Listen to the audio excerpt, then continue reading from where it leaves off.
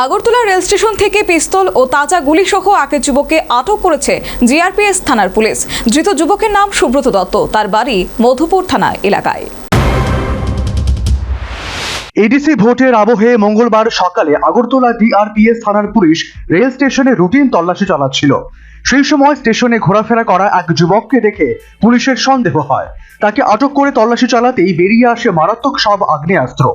Police তার কাছ থেকে একটি পিস্তল, দুটি ম্যাগাজিন ও 2 রাউন্ড তাজা গুলি উদ্ধার করেছে। শুনুন ডিআরপিএস থানার ইনচার্জ এই বিষয়ে কি বলছে।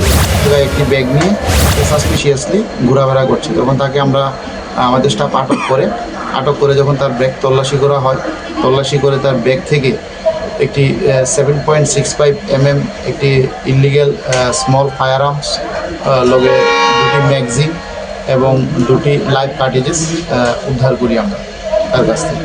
ওর নাম কি এবং ওর বাসা কোন জায়গায়? হ্যাঁ, ওর নাম সুব্রত দত্ত। ওর বাড়ি শিবাজলা ডিস্ট্রিক্টের মধুপুর এরিয়াতে, মধুপুর থানা।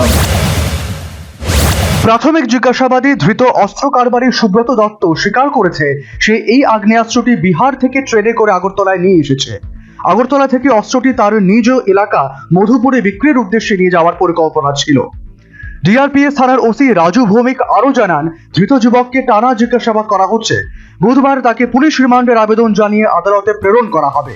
সেই সাথে এই চক্রের সাথে আর কেউ জড়িত কিনা তা খতিয়ে দেখা হচ্ছে। তো যে স্মল ফায়ার আর্মসটা পাওয়া গেছে, এটার মধ্যে কোনো কোম্পানির নাম লেখা নেই। এখন আমরা এটা ইনভেস্টিগেশনের মাধ্যমে বের করবো কোনো কোম্পানি মিড না হ্যান্ড। প্রাথমিক তদন্তে কি আপনারা মনে করছেন?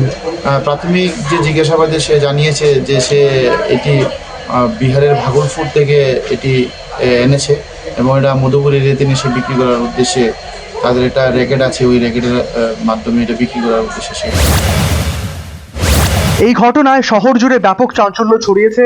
রেল স্টেশনের নিরাপত্তা ব্যবস্থা আরও জোরদার করার দাবি তুলেছেন সাধারণ যাত্রীরা। Bureau report, news vanguard.